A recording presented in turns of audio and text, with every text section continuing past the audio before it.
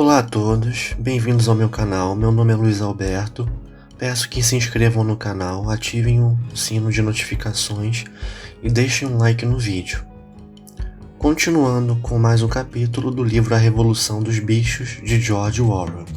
Capítulo 7. Foi um inverno amargo. O clima tempestuoso seguiu com granizo, neve e então uma geada intensa, que não parou até meados de fevereiro. Os animais seguiram em frente o melhor que podiam com a reconstrução do moinho de vento, sabendo bem que o mundo externo os observava e que os seres humanos invejosos se alegrariam e triunfariam se o moinho de vento não estivesse terminado a tempo. Por despeito, os seres humanos fingiriam não acreditar que foi Bola de Neve quem havia destruído o moinho de vento. Disseram que havia desmoronado porque as paredes eram finas demais. Os animais sabiam que não era o caso. Ainda assim, decidiu-se construir as paredes com espessura de 90 centímetros, em vez de 45 como antes, o que significava coletar quantidades de pedra muito maiores. Por grande período de tempo, a pedreira estava coberta com montes de neve, e nada pôde ser feito. Algum progresso foi alcançado no clima seco e gelado que seguiu, mas foi trabalho cruel e os animais não conseguiam se sentir tão esperançosos com a situação como antes. Estavam sempre com frio e com frequência famintos também. Apenas Sansão e Quitéria nunca perdiam a esperança. Garganta fazia discursos excelentes a respeito da alegria de servir e da dignidade do trabalho, mas os outros animais viam mais inspiração na força de Sansão e em seu grito incessante de "Vou trabalhar mais". Em janeiro, a comida ficou escassa. As rações de milho haviam sido reduzidas drasticamente e anunciou-se que uma ração a mais de batata seria distribuída para compensar. Então descobriu-se que a maior parte da colheita de batata havia congelado em pilhas de estocagem que não haviam sido cobertas com uma espessura suficiente. As batatas haviam ficado moles e descoradas, e pouquíssimas estavam comestíveis. Por dias seguidos, os animais não tinham nada para comer além de palha e nabo. A fome parecia encará-los de frente. Era vitalmente necessário esconder esse fato do mundo exterior. Encorajados pelo colapso do moinho de vento, os seres humanos estavam inventando mentiras novas a respeito da fazenda dos bichos. Mais uma vez, espalhava-se que os animais morriam de fome e de doenças, que estavam continuamente brigando entre si e que haviam recorrido a canibalismo e infanticídio. Napoleão estava bastante ciente dos resultados ruins que poderiam se seguir se os fatos reais da situação alimentar fossem expostos e decidiu usar o Sr. Whymper para espalhar uma impressão contrária. Até aquele ponto, os animais haviam tido pouco ou nenhum contato com Whymper em suas visitas semanais. Agora, no entanto, uns poucos animais selecionados, ovelhas, em sua maioria, eram instruídos a fazer observações audíveis a ele, dizendo que as rações haviam sido aumentadas. Além disso, Napoleão ordenou que as tulhas do depósito, quase vazias, fossem preenchidas quase à borda com areia, que então era coberta com o que restava dos grãos de farinha grossa. Por algum pretexto adequado, Whymper foi levado para o depósito e então espiou de esguelha as tulhas. Ele foi enganado e continuou a relatar ao mundo exterior que não havia falta de comida na fazenda dos bichos. Ainda assim, quase no fim de janeiro, ficou óbvio que seria necessário obter mais grãos de algum lugar. Nesses dias, Napoleão raramente aparecia em público. Passava todo o seu tempo na Casa Grande, onde os cães, de olhar feroz, guardavam cada porta. Quando ele de fato emergia, era de forma cerimonial, com bandos de 6 cães que o cercavam de perto e rosnavam se qualquer um se aproximasse muito.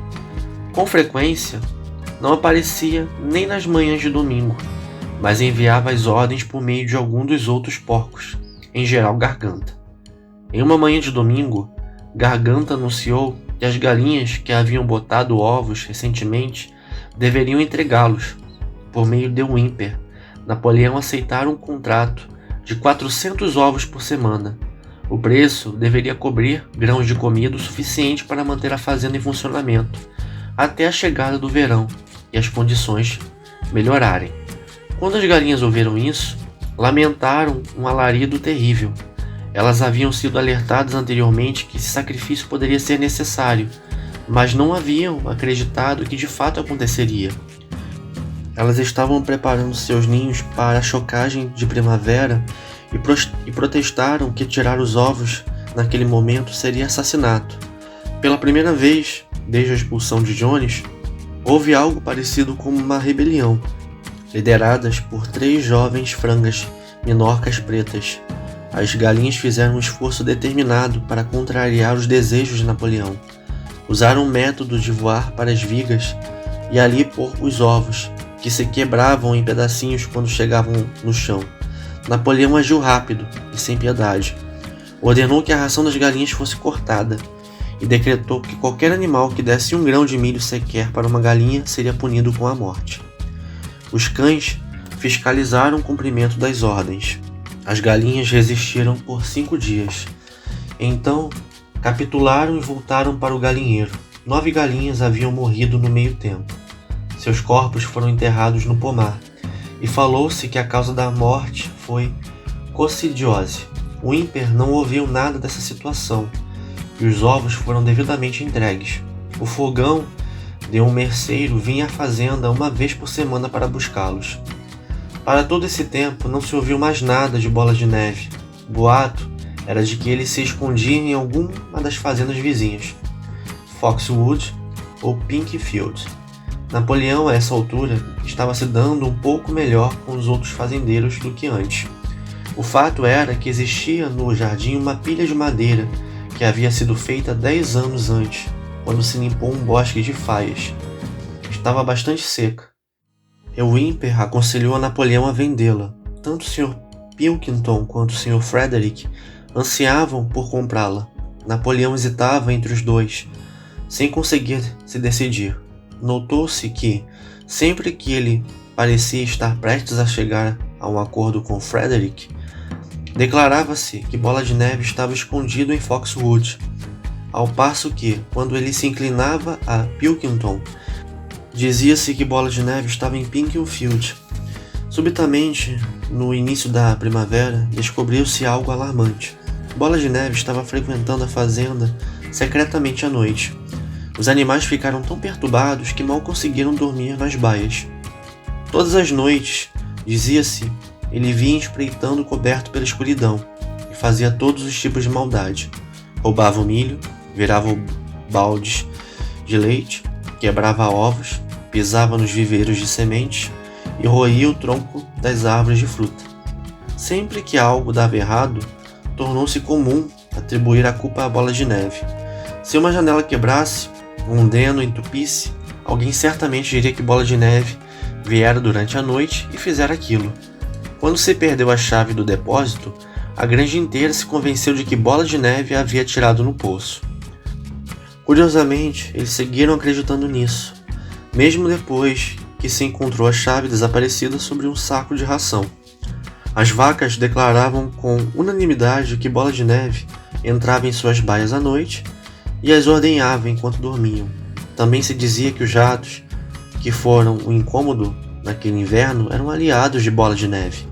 Napoleão decretou que se realizasse uma investigação ampla a respeito das atividades de Bola de Neve. Com os cães ao lado, ele se lançou em uma missão de inspeção das construções da fazenda, e os outros animais o seguiam a uma distância respeitosa. A cada poucos passos, Napoleão parava e cheirava o chão, à procura de pegadas de Bola de Neve, que ele dizia conseguir detectar somente pelo cheiro. Farejou em cada canto no galpão, nos estábulos, nos galinheiros, na horta, encontrando vestígios de Bola de Neve em quase todos os lugares. Deu fungadas profundas no chão e exclamou em voz terrível: "Bola de Neve, ele esteve aqui. Eu consigo sentir o cheiro." E sobre um mero som de Bola de Neve, todos os cães soltavam rosnados de gelar o sangue, mostrando os dentes. Os animais estavam completamente apavorados. Parecia-lhes que Bola de Neve era algum tipo de influência invisível, permeando o ar ao redor deles e os ameaçando com todos os tipos de perigos. À noite, Garganta os reuniu e, com uma expressão alarmada no rosto, disse que tinha notícias sérias para relatar. "Camaradas", gritou Garganta, dando pulinhos nervosos. Uma das coisas mais pavorosas foi descoberta. Bola de Neve se vendeu a Frederick, da fazenda Pinkfield, que está, neste exato momento, planejando nos atacar e roubar nossa fazenda de nós. Bola de Neve agirá como guia quando o ataque iniciar. Mas há coisas piores que isso. Nós pensamos que a rebelião de Bola de Neve era causada por sua vaidade e ambição. Mas estávamos errados, camaradas. Vocês sabem qual era o motivo real? Bola de Neve estava de conluio com Jones desde o início. Foi o agente secreto de Jones o tempo todo. Tudo foi provado por documentos que ele deixou para trás e que acabamos de descobrir. No meu entender, isso explica muito, camaradas. Nós não vimos com nossos próprios olhos a forma como ele tentou, por sorte sem sucesso, que fôssemos derrotados e destruídos na Batalha do Estábulo. Os animais ficaram estupefatos.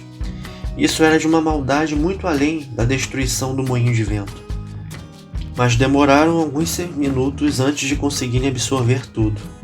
Todos eles se lembraram, ou achavam que se lembraram, de ter visto Bola de Neve na liderança do ataque contra eles na Batalha do Estábulo.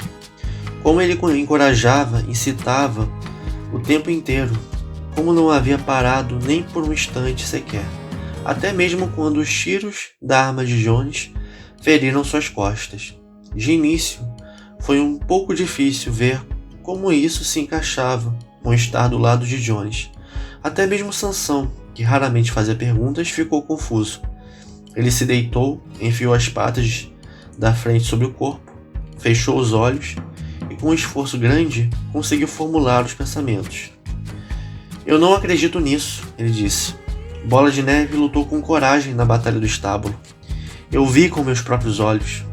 Nós não demos a ele o herói animal primeira classe imediatamente depois? Esse foi um erro nosso, camarada, pois nós sabemos mais coisas agora. Está tudo escrito nos documentos secretos que encontramos. Na realidade, ele estava tentando nos atrair à nossa ruína." "Mas ele foi ferido", disse Sansão. "Todos nós vimos ensanguentado." "Isso foi parte do combinado", gritou Garganta. "O tiro de Jones passou de raspão. Eu poderia mostrar isso para você, escrito com a letra dele, se você conseguisse ler. O plano era que Bola de Neve, no momento crítico, desse o sinal de fuga e deixasse o campo para o inimigo. Ele esteve muito perto de conseguir. Ouso dizer, camaradas, que ele teria conseguido, se não fosse pelo nosso líder heróico, camarada Napoleão. Vocês não se lembram de como, no momento em que Jones e seus homens entraram no quintal, Bola de Neve deu as costas, fugiu e muitos animais foram atrás? E vocês não se lembram, além disso, naquele exato momento, quando o pânico estava se espalhando e tudo parecia perdido, de que foi o camarada Napoleão quem saltou para a frente com um grito de morte à humanidade e cravou os dentes na perna de Jones? Com certeza vocês se lembram disso, não é, camaradas? Exclamou Garganta, agitando-se de um lado para o outro. Naquele momento, com Garganta descrevendo a cena de forma tão gráfica, pareceu aos animais que eles de fato lembravam. De qualquer modo, eles se lembraram de que, no momento crítico da batalha, Bola de Neve havia se virado para fugir, mas Sansão ainda estava um pouco incerto. "Não acredito que Bola de Neve foi um traidor desde o começo", ele disse enfim. "O que ele fez depois é diferente, mas eu acredito que, na Batalha do Estábulo, ele foi um bom camarada." "Nosso líder, camarada Napoleão", anunciou Garganta falando bastante devagar e com firmeza, "declarou categoricamente, camarada, que Bola de Neve era um agente de Jones desde o primeiro momento. Sim, e desde muito tempo antes da rebelião ter sido cogitada. Ah, isso é diferente, disse Sansão. Se o camarada Napoleão diz, deve estar certo. É este o verdadeiro espírito, camarada, gritou Garganta, mas se notou que lançou um olhar muito feio com os olhos brilhantes para Sansão. Ele se virou para partir, mas então pausou e acrescentou de modo impressionante. Eu alerto todos os animais desta granja a manter os olhos muito abertos, pois nós temos motivos para pensar que alguns dos agentes secretos de Bola de Neve espreitam entre nós neste exato momento. 4 dias depois, no fim da tarde, Napoleão ordenou uma reunião com os bichos no quintal. Quando todos estavam reunidos, ele emergiu da casa grande da fazenda, usando suas 2 medalhas, pois recentemente havia se agraciado com medalhas de Herói Animal Primeira Classe e Herói Animal Segunda Classe. Com seus 9 cães enormes se animando ao redor e rosnando de uma forma que dava arrepios nas espinhas de todos os animais, todos se encolhiam onde estavam, parecendo já saber que algo terrível estava prestes a acontecer. Napoleão ficou em pé, com severidade, analisando a audiência. Então soltou um guincho agudo. De imediato, os cães saltaram para a frente, agarraram 4 dos porcos pela orelha e os arrastaram com eles, soltando guinchos de dor e terror, até os pés de Napoleão. As orelhas dos porcos sangravam. Os cães haviam provado o sangue e por alguns instantes pareciam ficar bastante enlouquecidos. Para o espanto de todos, 3 deles se lançaram sobre Sansão. Este os viu chegar e estendeu seu grande casco, pegou um cão no ar e o imobilizou no chão. O cão ganiu por misericórdia e os outros 2 fugiram com o rabo entre as pernas.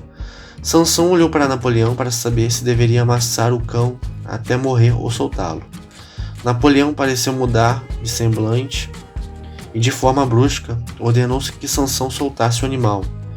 Então o cavalo ergueu o casco e o cão se arrastou para longe, ferido e uivando. Em seguida, o tumulto se acalmou. Os 4 porcos esperavam, tremendo, com a culpa estampada em cada linha de seu semblante. Napoleão então os chamou para confessar seus crimes. Eram os mesmos porcos que haviam protestado quando Napoleão aboliu as reuniões de domingo. Sem qualquer outro incentivo, eles confessaram que haviam estado secretamente em contato com Bola de Neve, desde a sua expulsão, que haviam colaborado com ele para destruir o moinho de vento, e que haviam entrado em acordo com ele para passar a fazenda dos bichos para Frederick. Acrescentaram que Bola de Neve havia admitido para eles, em privado, que havia sido o agente secreto de Jones por anos. Quando terminaram as confissões, os cães rasgaram seus pescoços. Em uma voz terrível, Napoleão perguntou se algum outro animal tinha qualquer coisa para confessar. As 3 galinhas que haviam liderado a tentativa de rebelião dos ovos agora vinham à frente e declaravam que Bola de Neve havia aparecido para elas em um sonho e as incitara a desobedecer às ordens de Napoleão. Elas também foram trucidadas. Então um ganso veio à frente e confessou que havia escondido 6 espigas de milho durante a colheita do ano anterior e as comido durante a noite. Então uma ovelha confessou ter urinado no açude. Obrigado a fazer isso, assim ela disse, por Bola de Neve.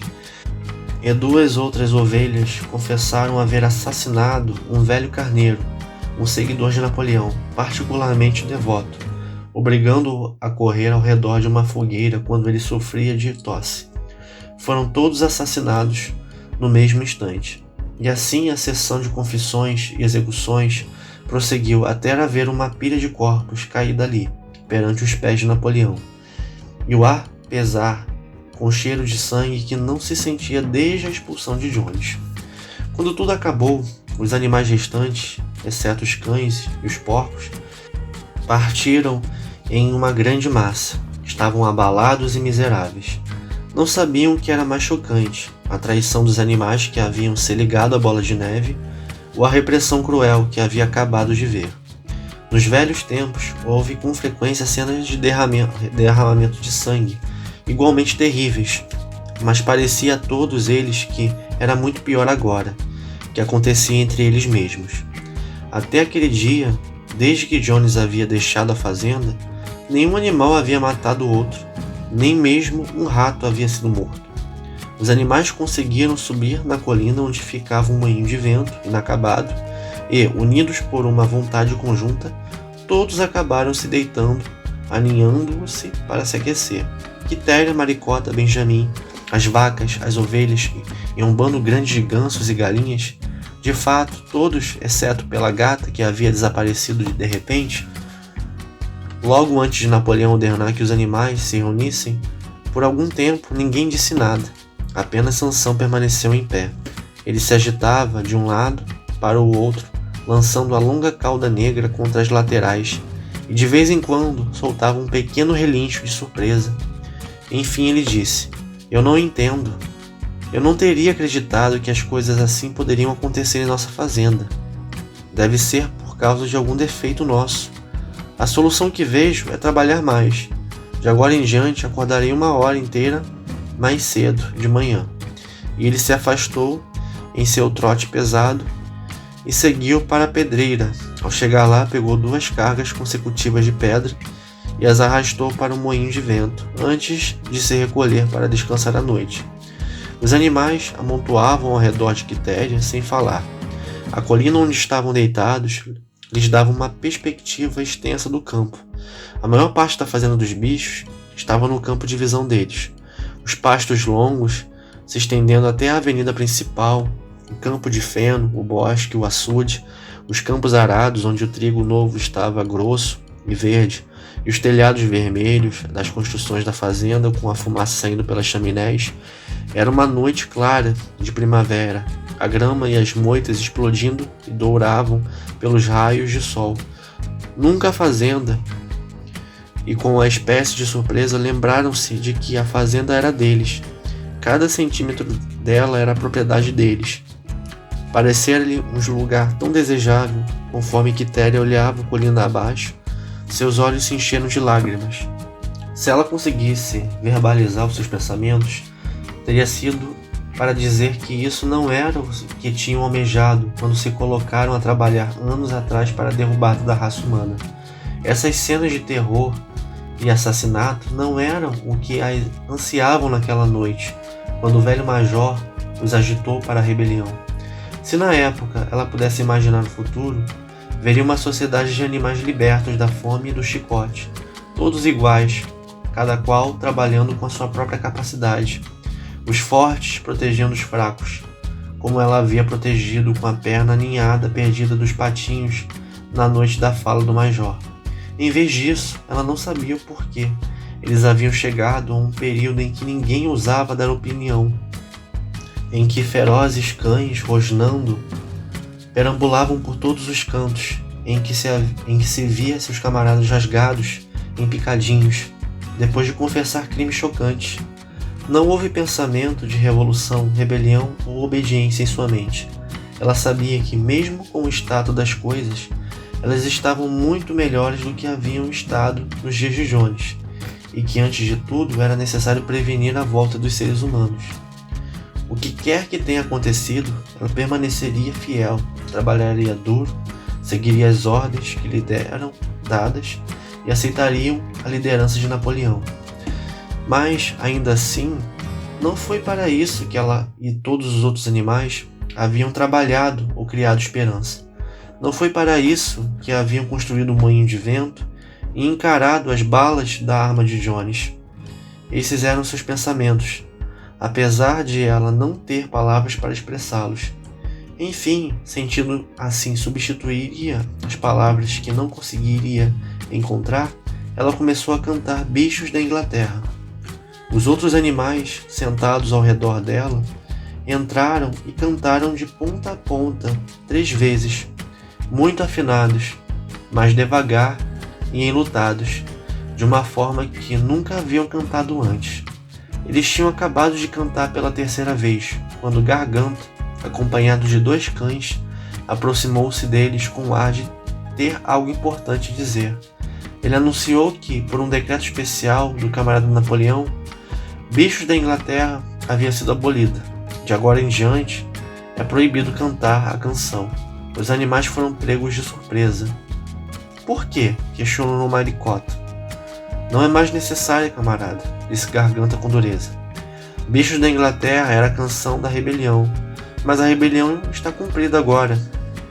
A execução dos traidores na tarde de hoje foi o seu ato final. Tanto o inimigo interno quanto externo foram derrotados. Em Bichos da Inglaterra, nós expressamos nosso desejo por uma sociedade melhor nos dias a seguir. Mas essa sociedade já está estabelecida. Claramente a canção não tem mais nenhum propósito.